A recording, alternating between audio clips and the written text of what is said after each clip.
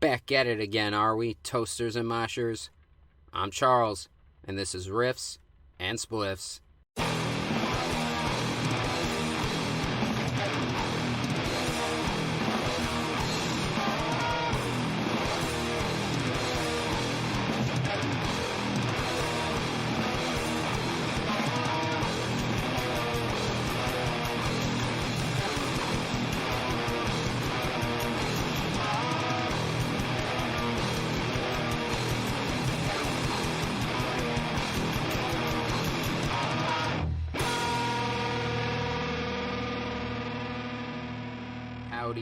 Howdy out there, everybody listening. Today, we're covering some good stuff on the podcast. I got one of my favorite, most recent strains we're going to talk about, Mr. Clean.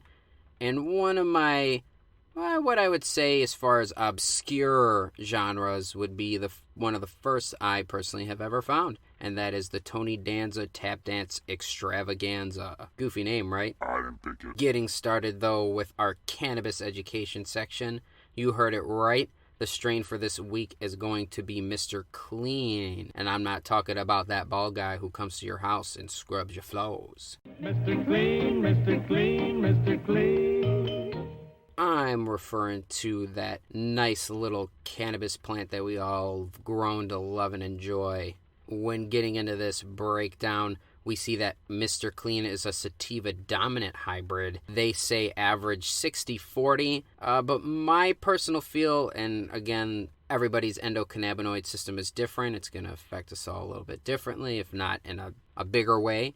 But my personal feel is I get about a 70 sativa, 30 indica feel from this one. The reason I say that is because I don't know, again, for me personally, I feel that in the front, behind the eyes, really focused head buzz, and it just makes me so aware and alert, and I just, this strain, if I smoke too much of it in a sitting, it'll make me definitely kind of space out depending on what I'm doing, or if I'm trying to, decide what I want to do. Either way, in a smaller amount, very good for getting focused and wanting to get in the game. Now I'm back in the game. Go and chug a bottle of Butter's Creamy Goo. Not only have I found this strain recently, but just in general, this is a more recent strain. When I was doing my research, the origins are kind of rocky. I can't really find a specified year or time that it had popped up or was cultivated necessarily, but the most found / common cultivator for this strain is a Massachusetts-based company, from what I find, and they are known as Revolutionary Clinics. But my local cultivator who sells it at the dispensaries is PharmaCann and or Matter Incorporated. And I will say, on a quick note, PharmaCann / Matter has, for me out here, become one of my favorite companies, just because their prices are a little bit cheaper. And you would think just because of that and because they're not premium flower, quote unquote, that it wouldn't be as good. But I'll tell you, anything that I've gotten through Matter / PharmaCann has always been top notch. And I always find myself buying when they come out, because I've already had pretty much all the strains. So I'll only stock up on Mr. Clean.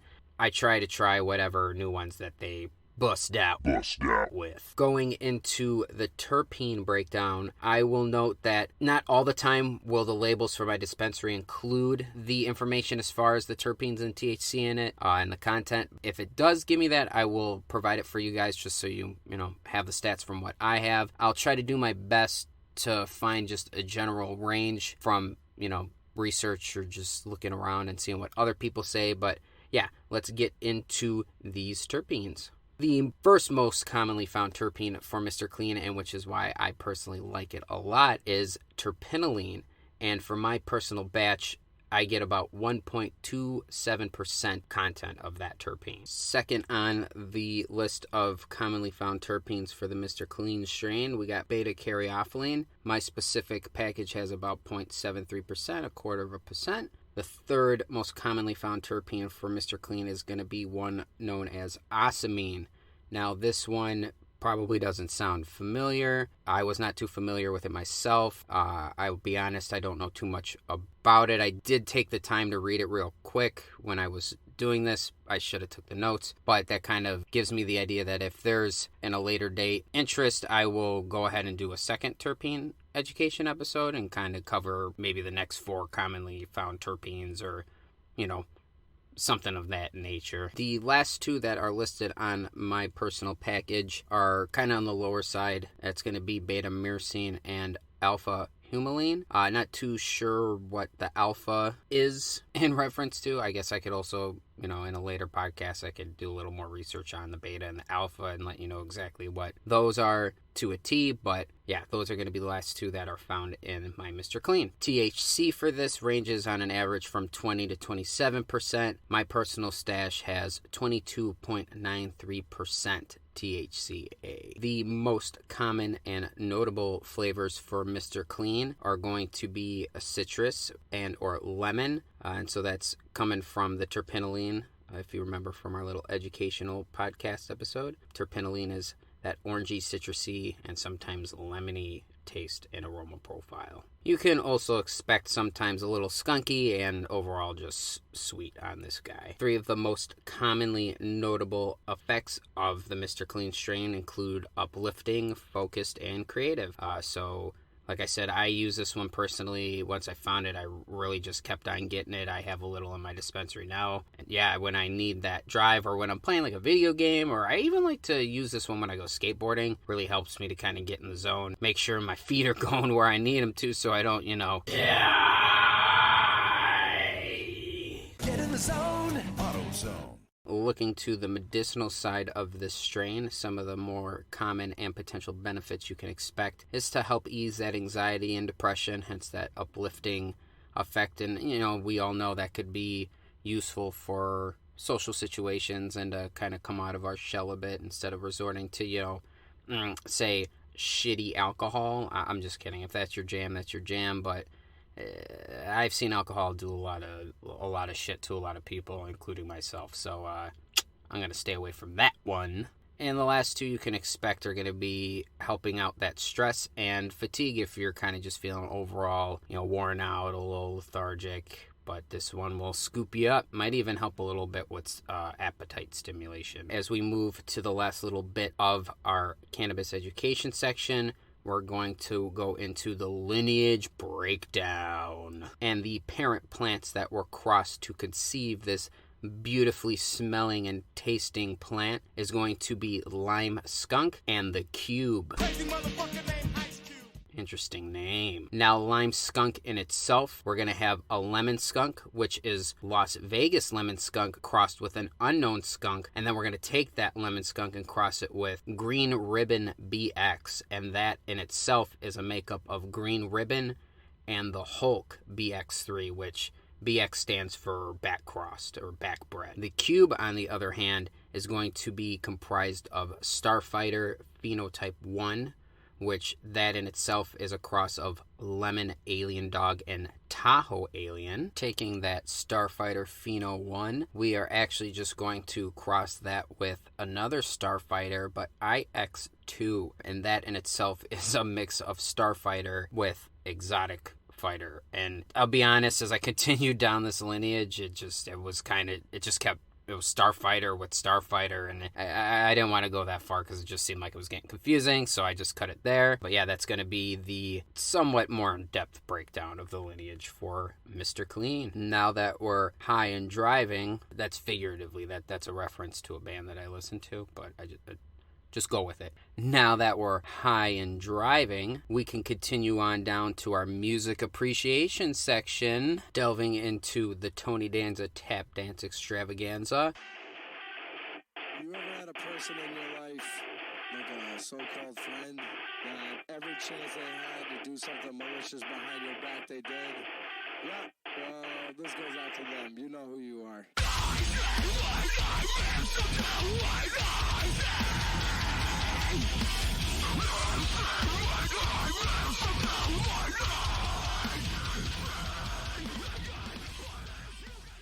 We first saw this band form and come out on the scene in 2004, and they are from Murfreesboro, Tennessee. They are no longer a band and are defunct as of 2012. As far as the genre for these guys, kind of just using, when you look them up, people label them all the time as djent, with kind of grindcore-ish / tech grind influence. But I don't necessarily like to call them djent per se, because at the time that they came out, djent wasn't really around. It might have been kind of bubbling, and the bands that were writing this djent music, quote unquote, weren't really, Periphery still wasn't even out, Volumes, bands like that, Veil of Maya with their newer stuff, except that's, I guess, a bit more thal, as they say. Danza was one of those bands, I feel, who were first kind of big on the scene, who had that djent feel, but again, that wasn't, djent was not a genre name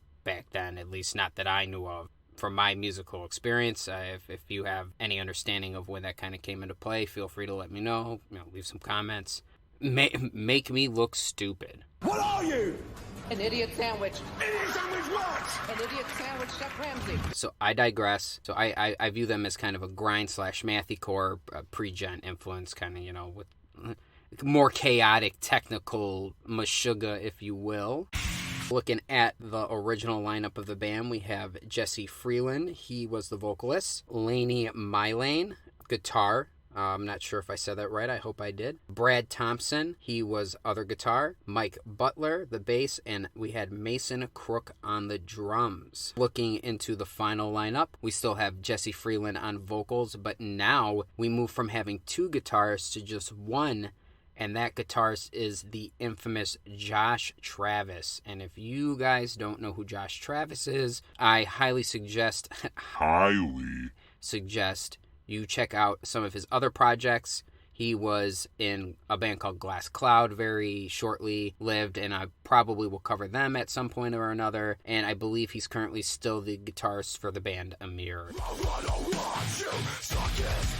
Other than that, we have Phil Lockett on bass, and we had Mike Bradley on the drum. As you can see, lots of member changes for this band, but ultimately, I would say their discography progressively just gets better and better as the albums go on. Kind of shows, especially once Joshua Travis steps in. I feel like he just, with pulling out the 8-string, he just steps up the game, and he's actually a big influence for me as far as when I write with my extended range guitar. The riffs he comes up with, I wish I could play half the stuff he does, but yeah, big lineup change through the years, and I think it ultimately benefits the band. Their first release was actually just going to be a self-release, and that was the self-releasing of their first album, Danza 1. Nothing crazy about the name. Danza 1, that's it.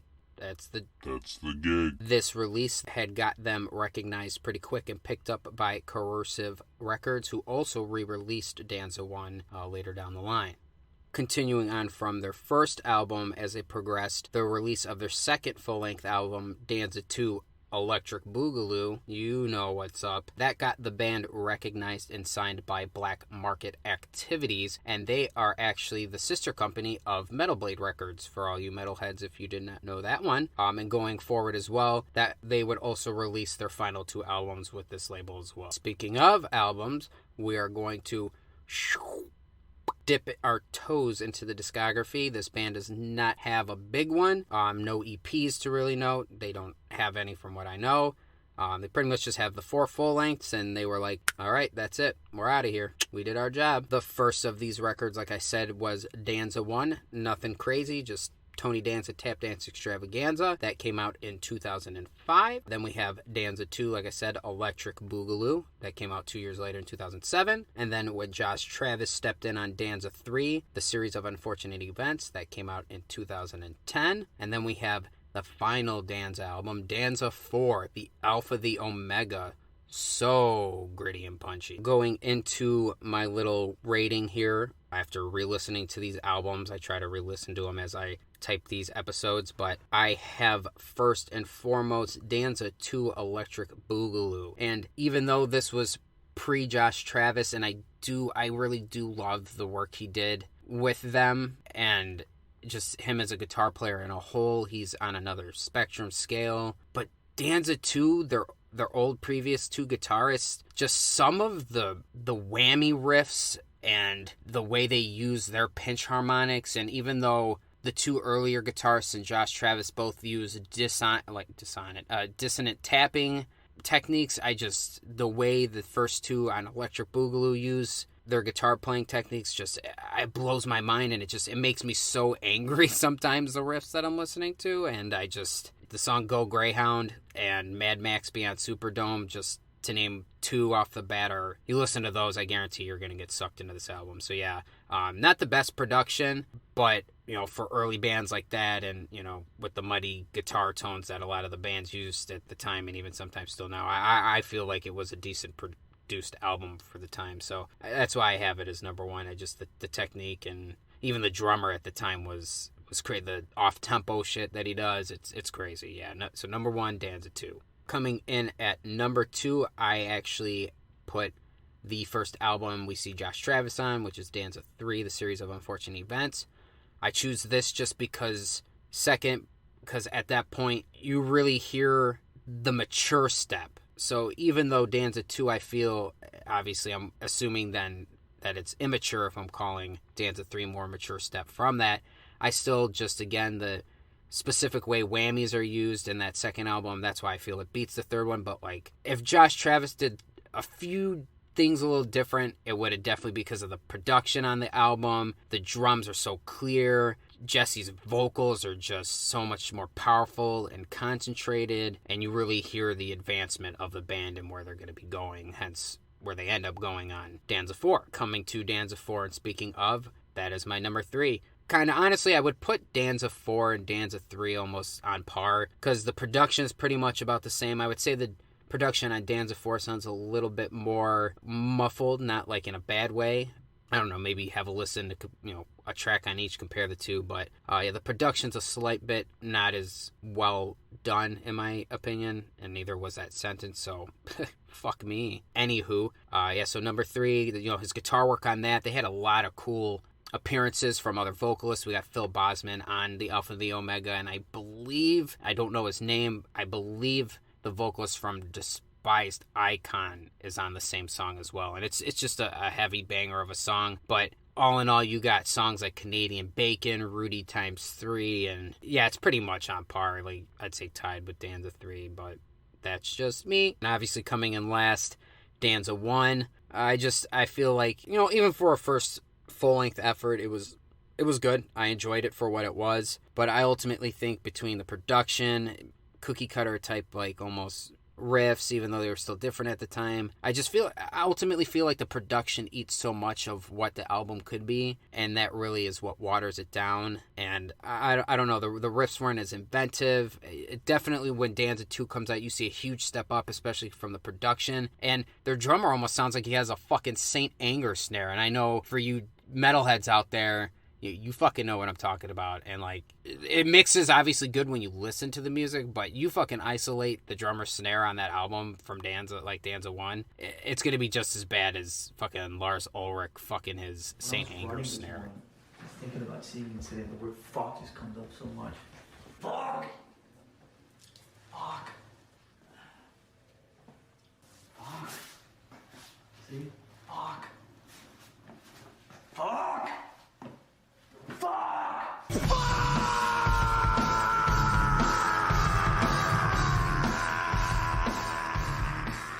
Yeah, that's the discography breakdown though, and the little rating there. If you want to have a little debate about it, feel free to hit it up.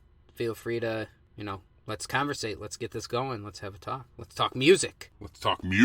Last I have here for you guys though is going to be not a lot of interesting facts. Again, some of these bands are just so small, or weren't around for that long, or don't have so much, of a career history span that there was a lot about them to come out, or people, they interviewed about or said anything necessarily. So I didn't find too much about Tony Danza. All I really found is that they love whiskey. Jesse said that in an interview, which, Tennessee boy, I'd imagine he loves his whiskey. But what I found that was super interesting in an interview with Josh Travis, he mentioned that the drums for Danza 3 were tracked within only 24 hours. And so props to the drummer for doing that in 24 hours, because it sometimes takes me, I wrote the theme song for this podcast, guys, fun little fact, and just to sorry, malfunction, to record the guitar part alone, the two, it took me like 2.5, 3 hours. And then the drums took me like another probably good hour and a half or so, and then I had to sit there and like mix it, master it, which probably still sounds shitty. But yeah, I mean, I can't imagine doing drums for an album for a band like Danza and knocking that out. I don't know. That's crazy to me. Props to them. Props to all the drummers out there who do that shit. You're the real MVPs. On to our next little section, which is, as you all know, Riff of the Week. The Riff of the Week I chose with Danza is going to come off of Danza 2 Electric Boogaloo, and it's going to be from their Mad Max Beyond Superdome song. It's this dissonant tapping riff that he does, and it's just it makes me so, I don't even know how to describe, but you guys listen and you let me know. Here you go. Let's take a listen to the clip.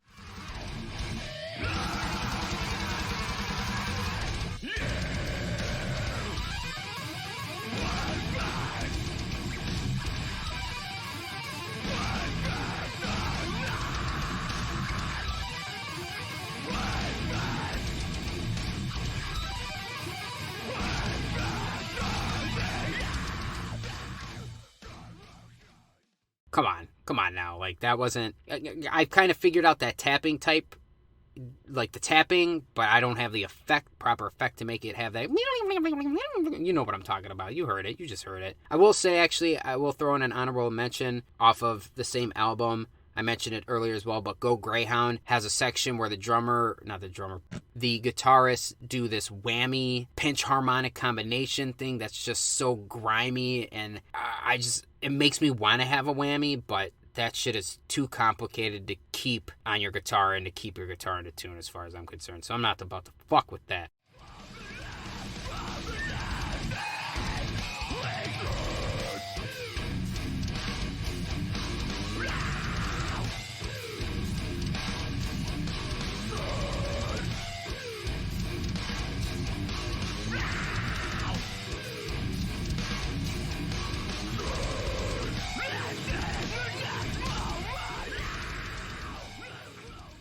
Leaving our riff of the week, we are going to come to our final section, which you all know it's time to relax. Let's get those chillums packed. Let's have a little smoke and settle down for the evening, or whenever the fuck you're listening to this. I don't know. But we got Chill 'Em Out, and this week I chose the song Rain Funeral, and that is by a Japanese ambient electronic artist by the name Chaihi Hatakeyama.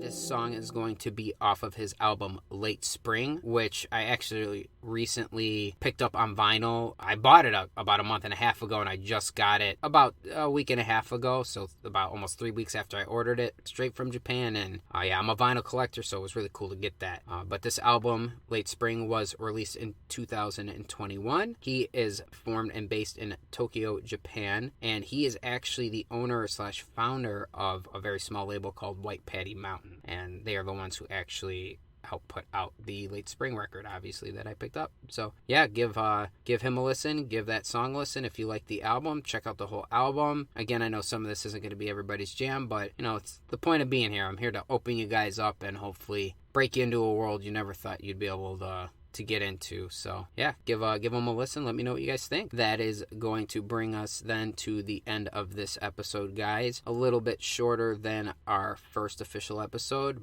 but that's okay. Like I said, some of these bands aren't going to have as much information. I'm not going to have as much to talk about, but I try to do my best. As always, you guys, please, if you know something maybe about the band that you didn't hear here, or you even know from a personal story yourself, please send them in. I would love to hear anything. By all means, I want send it in. Send me all your stories. With all that being said, and as always, guys, I really appreciate you all out there who are listening to this podcast. It means the world to me. If you'd like to check the show notes in the description down below, I will have all my social media linked so you can keep up with all the happenings here at the Riffs and Spliffs podcast. Until the next one, guys, remember, stay toasty, my friends.